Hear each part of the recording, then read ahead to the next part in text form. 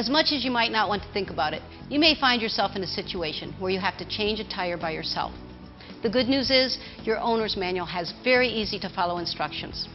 Long before you might have to tackle this job, make sure you know where to find the spare tire, the wheel wrench, also called the tie iron, and the jack. If you experience a flat, pull off the road into an area that is safe, hard, and as level as possible.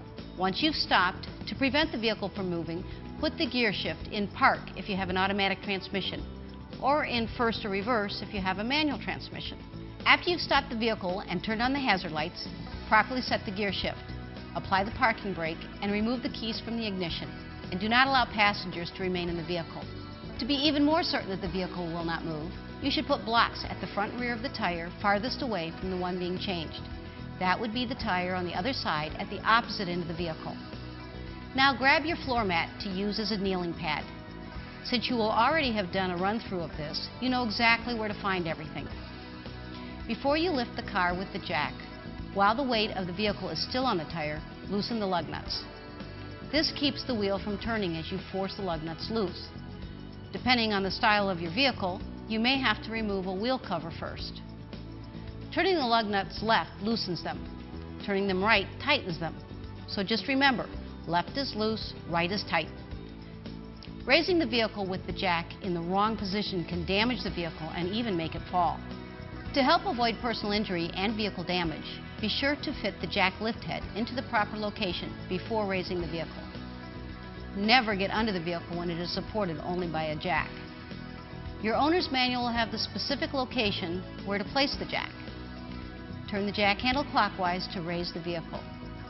Raise it far enough off the ground for the spare tire to fit underneath the wheel well. Remove all wheel nuts and take off the flat tire. Remove any rust or dirt from the wheel bolts, mounting surface, and spare tire. And place the spare tire on the wheel mounting surface. Put the lug nuts back on with the rounded end of the nut toward the wheel. Remember, right is tight, so turn them towards the right. Tighten them just enough to make sure they're snug. If you try to tighten them more, the wheel will spin. When the nuts are on the lugs securely, slowly lower the jack. Once the vehicle's full weight is on the spare, tighten the lug nuts, following a crisscross pattern until all the nuts are fully secured. Now put your tools and mat back where they belong and stash your flat.